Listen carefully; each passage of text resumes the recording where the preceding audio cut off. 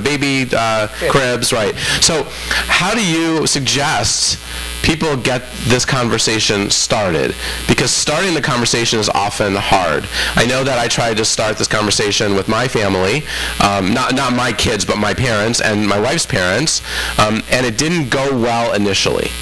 So, and it always is better to have these conversations when you're well, because it feels very far down the road. But when you're well, there's all these other things that take your attention. So what advice from your experience and from your writing and from talking do you have for how do we get these conversations started? That's a good one. And the answer to that really is, I love you. You're my mom, you're my dad, you're my husband, you're my wife, you're my children. I want to make things easier for you. I always did, Kid was throwing up, you needed me to come drive the other kids, whatever. I'm always there for you. These envelopes are there from you. This is my gift to you. And even though you don't want to talk about it, who do you love more than your family? Who do you care about hoping their lives are perfect? Your children. So what you want to do, for people who don't want to do this, say, I get it. So I'm only going to ask you 2 questions today. Do you want to be buried or do you want to be cremated? What are your Hebrew names? What are your family's Hebrew names? And then you come back a week or so later and you ask 2 more questions. And you write it down and you put it in the envelope for them. And some people absolutely cannot handle it. And some people go, oh, well, this is what I want, that's what I want. Each one is individual, so it really isn't a thing. But 5 minutes. Mom, I just need you for 5 minutes. What's your dad's Hebrew name? I don't know. Do you know where he's buried? What cemetery? Oh, yeah, he's buried at so-and-so in New York. So you call so-and-so in New York, and would you please look it up and tell me what the Hebrew, would you fax it to me or whatever? And then you go put it in the envelope. So you're suggesting that it's really the obligation of the parents to initiate the conversation, not the responsibility of the children to have the conversations. That's what I'm saying, because this is your voice. I can't say it enough. This is your voice. What do you want? And I met one family where he absolutely, Jewish, he wanted to be cremated, no question. She was so upset, I want to be buried. Well, they have 5 children, of which 4 live in other states. Can you imagine what would happen? And that's what we talked about. Exactly. I see you nodding your head. Say so. Just say so. I'll tell you a conversation that I had. It was on a podcast, and this man just shocked the life out of me. He told me he was 56 years old. He was the youngest of 5 boys, and their mother had died, and then their father died. And the oldest brother said, well, we've got to bury Dad, so we'll put him in his, I'll get his suit and I'll take it to the funeral home. The youngest one, 56 years old, said, suit? Dad's never worn a suit in his life. He always wore coveralls. He was in tool and die, and he loved his jeans and his sweats. He said, he never wore a suit. And the older one said, well, the suit is for funerals and for weddings, and this is his funeral. They had such a rip-roaring fight, Joey, that the 2 brothers have not talked in 12 years over what the father was going to wear to be buried in. And now, if you ever heard of absurd, that's right at the very top. But it's real, and that's the whole thing. The thing about death, and we've all experienced it, you don't really know what your emotion is until it hits you. You might like this parent better than the other. You might have whatever with that parent, but you don't know what's going to happen to you until it comes. So what the whole idea of all this envelopes and this, what we're talking about, is to eliminate chaos so grief can be what it needs to be.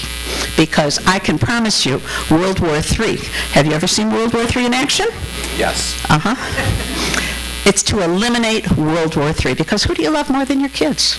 That's what this is about. Remember, it's you, your voice, what you want done, not what they want, but what you want. Yeah, and I will tell you from working with families, especially over the last 11 years in hospice work, it's really a gift that parents give their children by saying what they want, because the kids often do get into fights if the parents haven't been clear about what they want, and the parents can alleviate that very easily by saying, this is what I want, and then all they need to do is honor what the parent has asked them to do. And of course, the first step of that is knowing what the parent requires. So I think that's a huge gift that parents are able to give their children. But the thing is also, I think in our society, and maybe it's changing a little bit, like, we need to have these end-of-life conversations. We need to not tiptoe around death. Right? Death is a life cycle event, and it's going to happen to all of us, hopefully later than sooner. But to have those conversations just around legacy as well are really, really important. Everyone wants to know that they contributed something meaningful to the world, that the world is just a tiny bit better because of their life, because they lived. And this can be part of a legacy conversation in terms of talking about, well, what was did I fulfill my purpose? What was my purpose? What did I bring to the world? And to be able to express, as you said, express love, to express forgiveness where that's necessary, and also to express gratitude. And I think if you can make something like what you're presenting to us part of that larger conversation, I think it fits in very, very nicely, and it's an important thing for us to all consider doing as a gift to ourselves first and foremost, but certainly as a gift to our children. So let's talk about envelope 1. Envelope 1 is about the funeral and the burial and the obit and the eulogy and mourning and grief. There's a lot contained in envelope 1. What's your sense about, is it disrespectful to make funeral arrangements in front of a dying person? If they haven't been made, and I know you're advocating they do be made so we don't have this conflict, but what do you think? Is it disrespectful to make funeral arrangements in front of a dying person? Honestly, it depends on the dying person. I am thinking of two very dear friends of mine who both were very engaged in it. I know of another person who said, I'm still living, I don't want to hear a thing. It's truly an individual thing, which is why 2 envelopes doing while you're not in a end-of-life situation makes the most sense, because you're using your seichel, which, by the way, is what I wanted to call the book. I wanted to call it seichel, but when you translate it into English, it comes out as satchel. So that wasn't going to work. And you probably would have sold 2. If I sold, my husband, my children, and my husband bought one. But, yeah, that would have been the end of that. But now I have one friend who was so excited to write her own obituary. She and her sister, and she died 2 days later. But she was so excited, and she said, I never giggled so much, because they were remembering things from when they were kids, and before she had been married, before she had a family, before she had a job, things that she did as a kid that she wanted talked about. I have another friend who, the officiant at the funeral, said, everything you're going to hear, see, do, and eat today has been planned by this person. She was active in every single thing of what was going on. And she got a lot of satisfaction out of that. I was with her. She was so satisfied, and I want to use the word satisfied, that she checked everything off, that I did this, I did that, I did this, I did that. I love my family. I took care of all of this, so they don't have to think about it. They just have to do it, including she didn't want the shiva at her house, or the meal afterwards at her house, because she had been to homes after the funeral. It was totally chaotic. And so she had other arrangements made, and she was so satisfied that her house wouldn't be a horrible mess right after the funeral. And she was so satisfied about that. I never would have thought of that. But she did, and she was satisfied. That's the key word. 2 key words. 3. Your voice and be satisfied. That's what it is. So what's your sense? You may have noticed a trend at the funeral that lots of people speak these days, not just the rabbi. So what's your thought about lots of speakers at a funeral? How did you come across any of these conversations in your writing of the book or in talking to the funeral directors? Or? No, I have not. Okay. I have not. So what's your thought about it? Honestly, I'm glad you asked. I'm from the 2-3 minute group, that I would certainly say we would love you to talk. Please keep it to 3 minutes, because I know sometimes when you give a person a microphone, they never stop.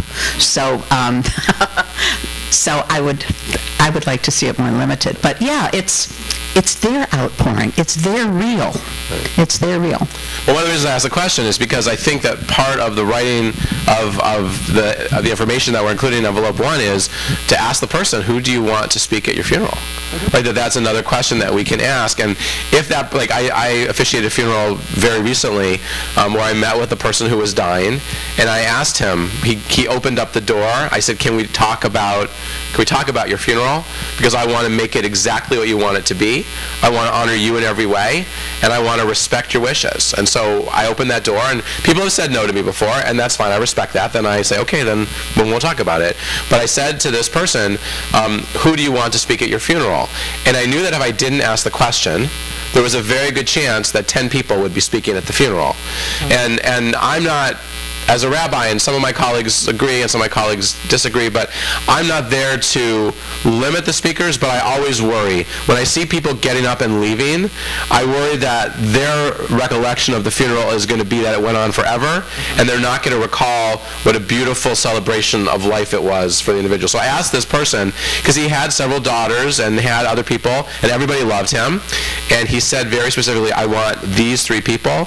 I love my daughters, but I do not want my daughters speaking at my funeral. Doesn't mean I love them any less, but I just don't want them speaking. I want you to represent them as rabbi. And so these are really important questions that we can ask and include in these envelopes to talk about all these different things. How many nights of Shiva, right? How many speakers at the funeral? Another important question is, which funeral home? Okay.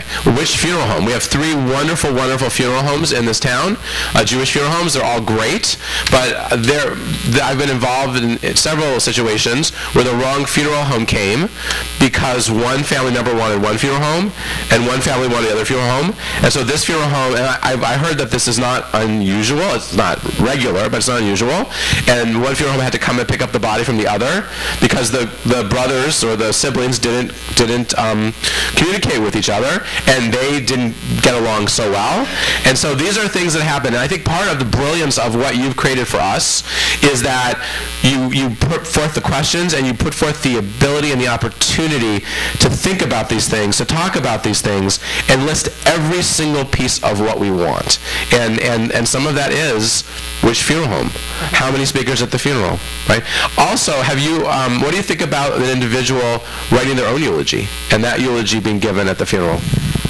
One friend did, and another wanted no part of it. So it's very much an individual thing. The one thing that I have learned is that, and I've talked with many of my contemporaries, what do you really know about your own mother? And we really know that our mother was a separate person when we're 8, 10 years old. We don't know anything about her when she was a teenager, in college, what she did or whatever. And maybe there's something in your life that your kids just don't know because you just never really talked about it. And you want it talked about. That goes in envelope number 1. There's not a family where I sit with them and somebody at the table, like immediate family member, doesn't know that story. They'd never heard it before or didn't know that about the person. And then there are times I ask, a few weeks ago I was with a family and asked a lot of questions that I thought were basic, and they all looked at each other and said, wow, we should have asked our mom that while she was alive. We don't know. And I felt really bad, and I'm the no-guilt rabbi, so I try to take, the guilt away from them. But I know that they were hurting, that they had never asked their mom these questions and wish they would have written them down. And those are really important and meaningful conversations to have. And they don't have to be in the realm of you're dying, right? It could be, I want to learn about you. I want to understand your life and your struggles and your challenges. And so I think that should also go in envelope number 1. It sure could. That's why I've labeled them number 1 and number 2, because 1 is specifically immediately after death. And the reason I've labeled the second one open immediately after the funeral is that most people, the family is still there. Some people may be running for an airplane, but most of them are still there. And can I talk about 2? Yeah, please. All right, envelope number 2. That's That's a pain in the patootie. It really is. And I'll tell you why. It's your belongings. It's all the things that you do every day. For instance, you have medication. You've got it on automatic refill. What credit card? What company? I don't know. Write it down. The same with, you've got a safety deposit box. It's a Chase. That's great. Do you know how many branches of Chase there are in the United States? Which branch? Where is the key? And time to think. Do you want to put one of your children or a loved one on that box with you so they can access it? There's all these little things that you think, oh, I never thought of that. But all the conversations I've had with you, with other clergy, with funeral directors, you would be amazed how many people call crying to the funeral director. My mother didn't tell me this. Maybe she told you. You know, she was dead. She didn't tell them. But it's those kind of, I know. But they're desperate. They're desperate. Where is this? Where is that? What I'm asking you to do in number 2 is the questions you would ask yours. Where is this? Where is that? What do you want with this? And now it comes to belongings. And I'm going to talk about the infamous grandfather clock. There's a family of 4 children. The parents got married just after the Depression. They had $68 between them. They went on a honeymoon, and while they stayed with relatives, that's how low, they didn't have any money. They made a list, someday we want to have. And the last thing they crossed off that list, 37 years later, was a grandfather clock. And this family was so excited. Their kids carried it here and put it there and put it all the different places where and finally they said, okay, it'll be right there. And the parents loved it. And the kids knew how excited their parents were to have this grandfather clock. Well, there's 4 children and 1 clock. What do you do? What do you do? You do that with the jewelry. You do that with the jewelry. He thinks he's funny, but it's true. When people are going to fight over, like this, better you could sell it, divide that money in by your kids, and just give it to them and say, I didn't want you fighting over the jewelry. Take this money and go buy something you like. And seriously. And the same with art objects. That, if kids are going to go to World War III, IV, and V over it, sell it and divide the money because they asked for it. And don't forget, their behavior asked for it. And nobody knows your kids the way you do. They may have left home at 18, but you know your kids. Back to the grandfather clock. What to do, what to do. This particular family, the parents talked it over and wrote a note and said, we're giving the grandfather clock to so-and-so because they live here and they did everything for us. And while I know if you lived here, you would have also, you weren't here, so we wanted to say an extra thank you, and this child is having the grandfather clock. By saying all of those things, because the person who got the clock was telling me this story, you said you could see, and when the brother brought the clock to this person's house, she said you could see how emotional he was. But he brought the clock to that kid's house and set it up because Mom said, and she didn't mean maybe. And that's what I'm saying to you. See these things on the wall? For all I know, they could be Picasso's. Although, personally, I'm a Renoir person. But, who gets it? Who gets it? You may want to walk around your house and put a little label on the back of it. You may not. It all depends on what's right for your family. But I can tell you, it's the little sentimental things that people go crazy over, right next to how much money do I get. And you want to talk about money? Have you heard about that? Never. No. Not nice? Not at all. Well, money. Money is the biggest problem everywhere. Sometimes there's not enough, this one. But when you finish up with an estate, if there's $5 million or there's $50, there's going to be a fight. There is always going to be a fight. And you know it because you know your kids. The question is, what do you want done with that $50? Do you want half of it to go to charity? Do you want all of it to go to your kids? Say so. Say so. Now, here's the other thing. You don't know what it's going to cost for end of life. You don't know, will you need a caregiver? Are you going to be, at the theater and you go home and go kerplunk? You don't know. But what you do know is you don't want your family to fight. So I say in the book, You need to think about this. I'm not a lawyer. I'm not an accountant. But what I say is you may want to talk to your legal advisor, your financial advisor, your religious advisor. You want to talk to a couple people, and you don't have to make up your mind, 1, 2, 3. The other thing I do say in this book is pick a date, and I pick January 1, because what are you doing besides the football? Go over your envelope. Make sure that everything in your envelope is up to date, or maybe you changed your mind, or you acquired something, or something is no longer there. It's using your seichel, and we all have it. We just don't want to think about death. So I'm going to say, don't think about death. Think about a love and a gift for your children, for your family. Think of it as love. That's very well said. Yeah, you brought me back to whenever we visit Minnesota, where my wife Susan is from. Her father takes her around the house to show her what's going to be hers one day, and it's kind of awkward because he's with us, but it's also kind of beautiful in the sense that everybody knows what is good. I mean, first of all, there'd never be fights because I personally don't believe in fighting over anything. But it's he's really doing the right thing. I mean, there are Post-it notes on the bottom of different things. And it's comical in a way, but it's also beautiful in a way. And he's satisfied. That's the other piece. Right. Think about your own sense of satisfaction. That's really, it's about you. It's your voice. And the other thing to consider is if there are things you want people to have, to give them while you're alive, and so you can see them enjoy something that you gave them. Now, for some people, that's more palatable, for other people not, but to give a gift while you're alive that you can see them enjoy is also very nice, and also not making sure that there's no fighting after they're no longer with us. Right? People love to fight. They truly do. And a lot of it can come from the spouse of your child or from a grandchild. And it happens. You don't think it will, but it does happen. I'd like to share something with you that I got a big kick out of.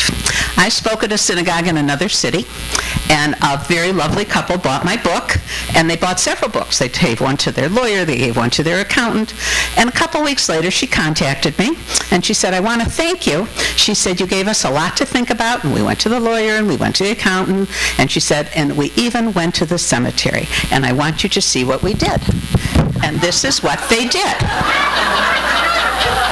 They bought their plots, and they just wanted to make sure that they fit, is what she told me. Isn't that cute? But I got the biggest kick out of that. But she said, I'm so satisfied. And that's the word I hear a lot, is satisfied. I actually had a couple, the husband thought he was being funny, and he drove to the cemetery with his wife. They had bought plots. He got out of the car, laid down, and she was in the car. She didn't talk to him for a month afterward. But the idea is powerful. It's a powerful idea. I want to tell you a story about the cemetery, if I may. Please. And Steve, please don't listen. Don't listen. Or start listening now. My husband's favorite word is hell no. His second favorite is no. So, and I mean that. And my father's was no. So I always say to him, Diggin', I want, say no. And he'd go, no. I said, this is what I want to do. So I said to Steve, we need to buy plots. No. And I said to him, you know that when we die, it's either going to be 190 degrees that day, or there'll be 10 feet of snow, one or the other. I said, our kids don't live here. They don't know anything about anything in Detroit. I want to buy plots. No. And I said to him, today is March 1st. I'm giving you until April 30 to decide to go with me, because on May 1, I'm going to go buy the plots. You're 50% of this marriage, I'm 50% of this marriage, and on this one, my 50 weighs more. Am I right? Yes, I am. And so, well, on April 28th, he said to me, all right, I'll go with you. So we went. And we met with the executive director, we went around the cemetery, we did A, B, C, D, E, F, G, and we made a decision. And as we're leaving, before we get to the gates, he stops the car, and he turns to me and he said, I have a sense of relief. I'm really glad we did this so our kids don't have to think about it. And he said to me, those famous words that you always want in your life, you're right. I was so excited. Of course, never said it again. But really and truly, it gives you that yucky, great feeling that you took care of something that you really don't like, but you did something hard. And, it's like with your kid, go back and make your bed. But this is one of those moments where you did something you needed to do, even though you didn't want to. But you did it, and you checked that off. Yeah, no, I mean, that's really well said. Again, there are forms you can get as well from the state that you can Google them and download them, things like a do not resuscitate, so that that all the decisions that you want made medically can be made by your family, whoever you designate as power of attorney, medical power of attorney. All those are things that should all go in envelope 1, correct? Yes, but one more thing. With all those things you're talking about, make a copy and put it in your suitcase. And I'm saying that because you travel. What good is it sitting in your office at home if you're visiting your kids in South Dakota?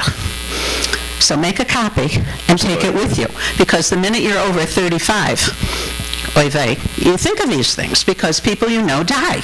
Not you, but people you know die. So if you want the DNR, you want those things, anything medical, take it with you. Let's talk about the love letter that you offer to us for envelope 2. Envelope. Let's talk about the love letter. Yeah. I always get emotional. I wrote this. Write a love letter. This is in Bereshit, Genesis, chapter 49. Before the biblical partner Jacob died, he gathered his family around his bed to bless his family and to say goodbye. Writing a love letter to your children and putting it in envelope number 2 is a gift to you and to them. This is the perfect opportunity to say whatever it is you want to your children. These are your children, your babies. Let them hear your voice and your memories. Writing your letter, if you're able, rather than typing it, gives them a recognizable piece of you. You'll feel better, and they will all feel your love. This is truly your gift to them. And it really is. My friend, she wasn't able to write all the letters she wanted, and she called me, and I could hardly hear her. And I went running, and she said, I can't write the last letter. Will you do it for me? So I put my ear to her mouth, and I wrote at the top of the paper that your grandma dictated this to me, and I wrote my name, and I wrote exactly what she said, and that she did her very best to sign it. And she fell back on her pillows. I'm so happy. I'm crying, but she's happy. And she was happy because it was important to her. I met somebody who said, my children, biggest disappointment to me that I can't even find the words to tell you. I don't want to write them a letter.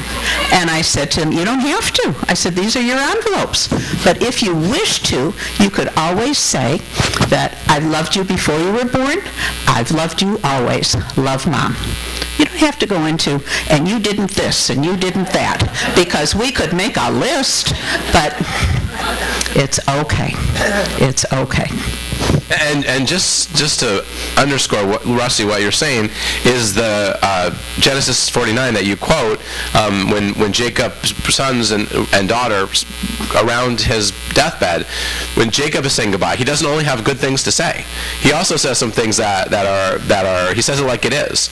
So there's honesty there at end of life as well. And of course, this ritual that we now do is we gather around the person's bed as they're dying. We have a prayer that is associated with it called the Vidui, the deathbed confessional, and we give families the opportunity, if they haven't already, or if they have and they want to do it again, to offer words of, I think the most powerful sentiments at end of life center around forgiveness. I mentioned this earlier, giving thanks and gratitude and love.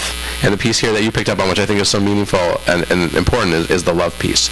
And of course, gratitude goes with that as well. Let the person know what they've meant to you in their life and what you're grateful to them for. Those are people that are dying to hear those words. It's nice to hear them before they're dying, but let them still hear them in this world. People always say to me, like, I wish the eulogy would be given while I was alive so I could hear it. Why is a eulogy given after I'm dead and I can't hear it?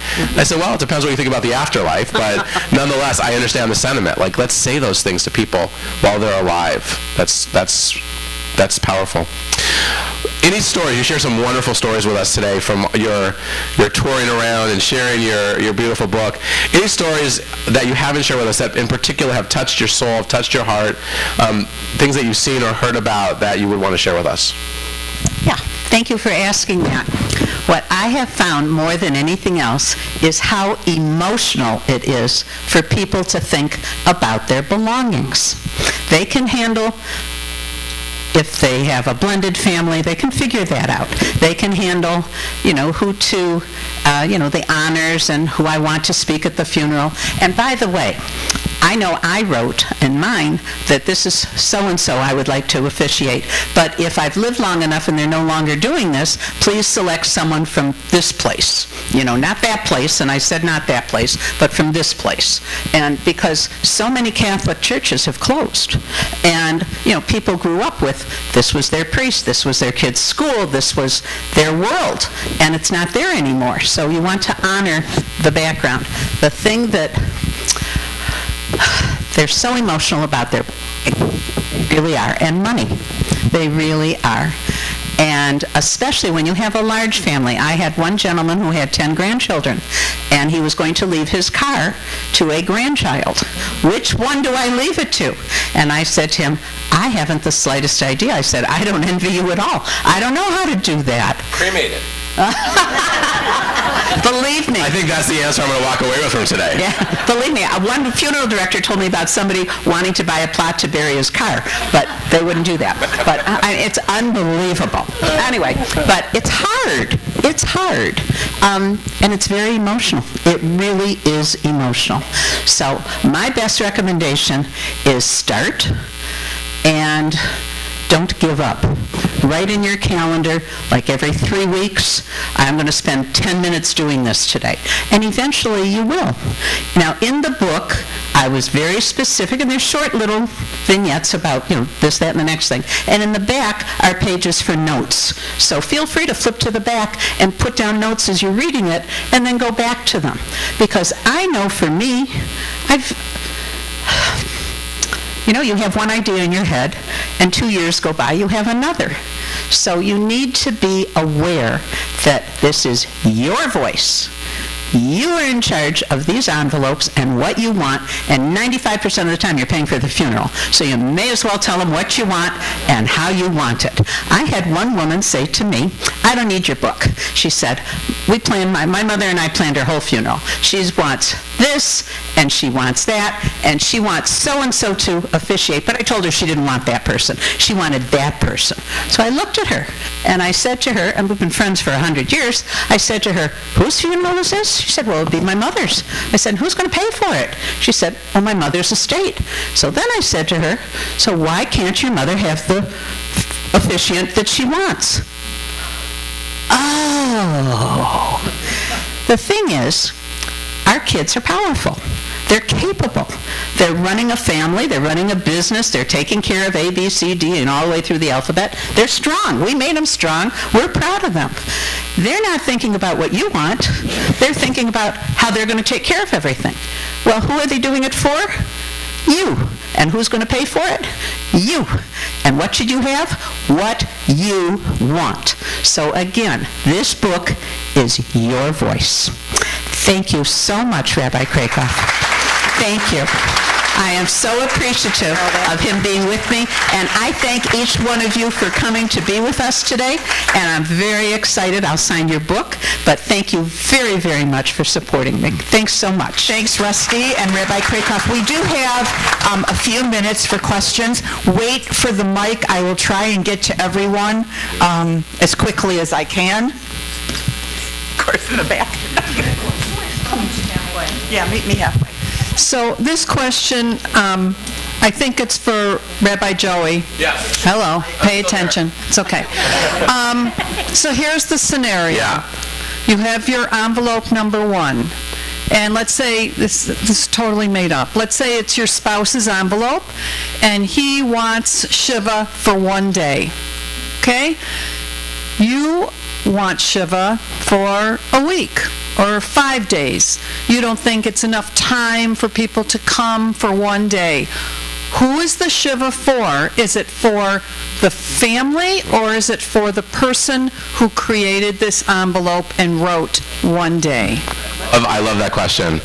So what I would say is this, and Sandy, thank you for that.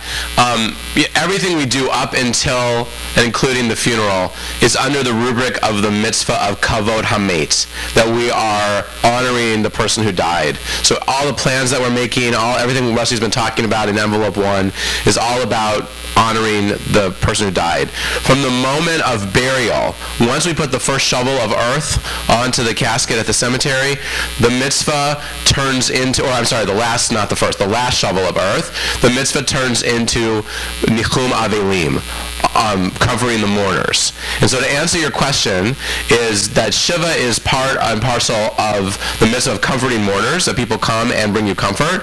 If you sit for 1 night, you've honored your spouse, and if you keep going, you're honoring the mitzvah of comforting mourners. So you're doing it great. Just keep on going. It's not disrespecting your spouse, but you need that emotional experience of being able to express your grief. Oh, that's wonderful. I should be a rabbi. Do you want to add to that? No. Okay, all right. Rusty doesn't want to answer that. That'll be in her next book. Where do you the will and the trust, besides in another safe place, but which envelope would you place the will and the trust? I would not. I would put them wherever in a safe place, and in the envelope say where they are. But I would not put them all together. But you have to designate where they are in the envelope. Yeah, I would, or, and we didn't talk about executors, and that's quite an issue also. And good luck with that, because that's a tough one.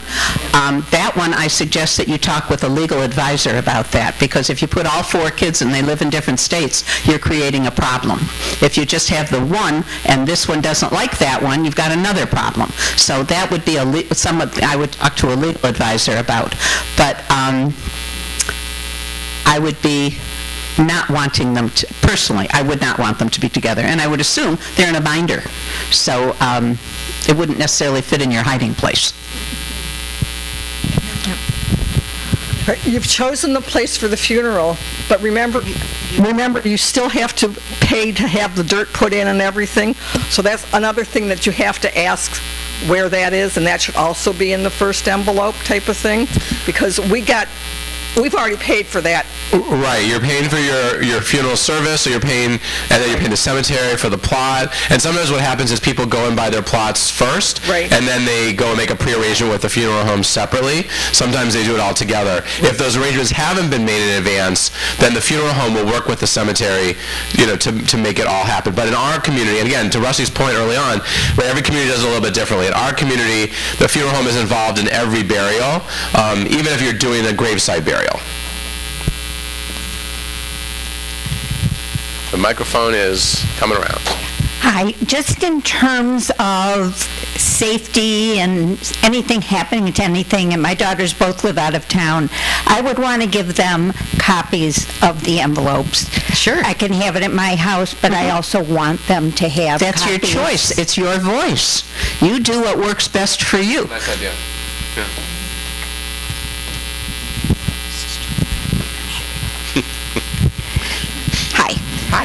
Can I share a clever thing my in-laws did to avoid? Okay. Please.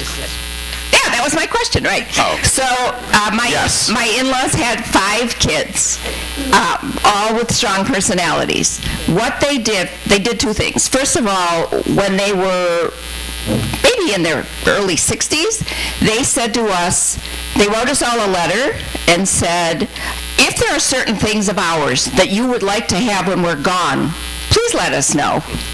And so, actually, ironically, I, who was not their child, said, I would love to have these two paintings, and I did get one of them while they were still alive. They decided I should have it now, which was wonderful.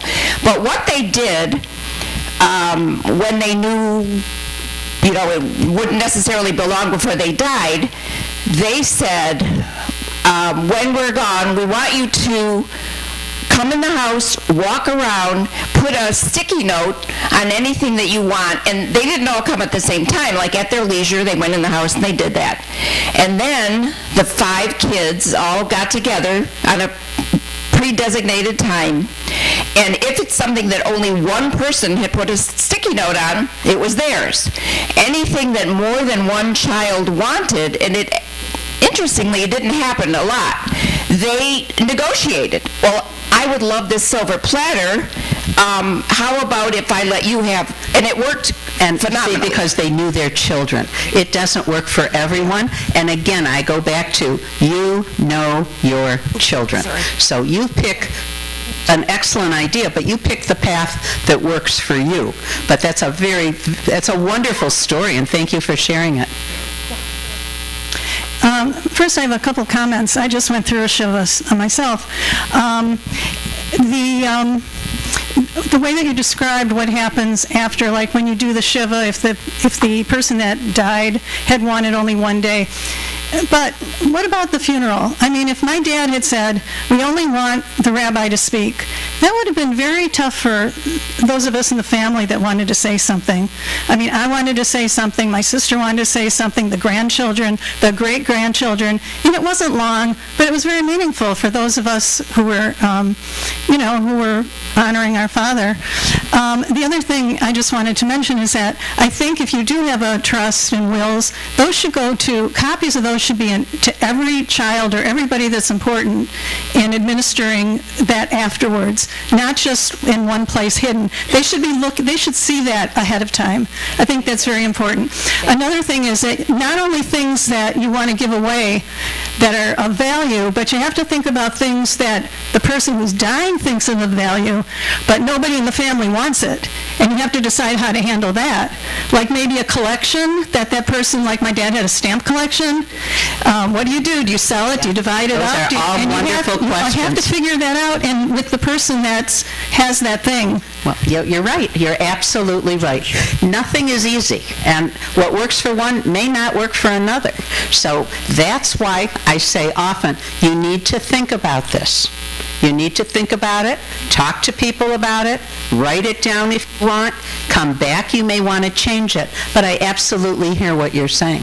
Thank you. I just want to respond really quickly to, and maybe this happened, but a conversation with your dad may have, and maybe it happened and he said, absolutely no, I'm not hearing about it, but might have led to, okay, well, have one from this generation be represented, one from this generation be represented, or let them come up together and let them write something together so it's one statement from everybody. I've seen that happen a lot. And then the Shiva is also a wonderful time for other people to speak. It doesn't all have to happen at the funeral per se, because it's a week of, whether you're sitting Shiva for a week or not, it is still a week of Shiva. So again, it doesn't, whether you're having 1 service or 3 services or 5 services, I think these conversations, as Rusty's encouraged us to have them, are important. And I've seen families where the person that was dying said, I just want one speaker, and they said, but Dad, we want to, and there's a negotiation there too. Take one last question. It's not really a question, I just have some information. When you do decide which funeral home you want to use, they have forms that they send you so that you can answer all those difficult questions before, like the Jewish names, so you don't have to jump the fence and whatever. It's all on there, so if you do look into that earlier, you can have that paperwork all done. It's hard, but it's easier now than later. You're absolutely hard. One last thing, and my husband's absolutely is right, passwords. If that isn't the biggest problem in the whole wide world. But not only passwords for your computer, but how do you get into your telephone? Yeah, I have different to get it. What numbers do you touch for your phone? put that in your envelope number 1, because they don't know how to get into your phone, particularly if your kids, my children, I have one in Wisconsin and one in Indiana. They're not here. They don't know what I do every day. They think they do, but they don't. Don't our kids think they know everything? But they don't. We do. But it's important that you use your seichel and use your voice. Rabbi Krakoff, thank you. Thank you, both of you. Thank you, and the JCC, and the J for having us. Rusty will be signing her books right outside of the gallery, and we all have a lot of work to do. All right, well done, my friend. Good job. Very enjoyable. I got a lot of work to do. We all should have had it before my husband passed away. You're very entertaining. It was wonderful. I had so much fun. Now I have to call. One second. Yeah, absolutely. Yeah, give me a call.